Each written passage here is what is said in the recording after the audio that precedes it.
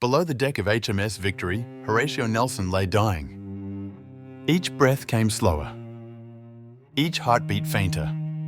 But above him, his fleet moved with precision, exactly as he had trained them to. Ships crashed through enemy lines. French and Spanish formations broke apart. Sails burned, hulls shattered.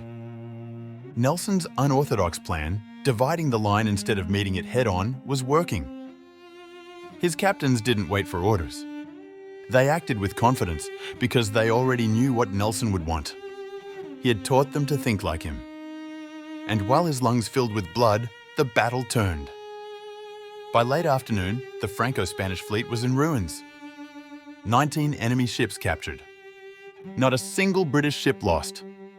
But the man who had orchestrated it all never saw the end.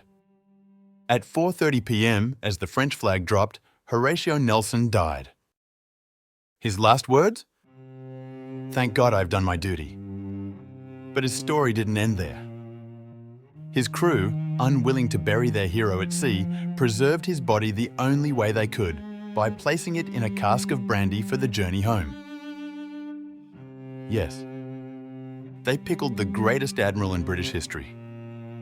The ship carried him back to London through wind and storm. When they arrived, thousands lined the streets. The brandy-soaked body was paraded with honour. The bells of St. Paul's rang out for the dead man who had saved the empire. But here's the part that still baffles historians. Nelson didn't just win Trafalgar with courage. He won it with preparation. With a battle plan so revolutionary, it continued to operate without him. He had programmed victory into his captains.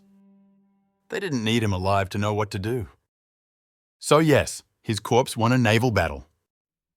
Because he trained his fleet so well, it fought as if he was still among them. Because his presence loomed so large, his death didn't matter. His strategy had already won.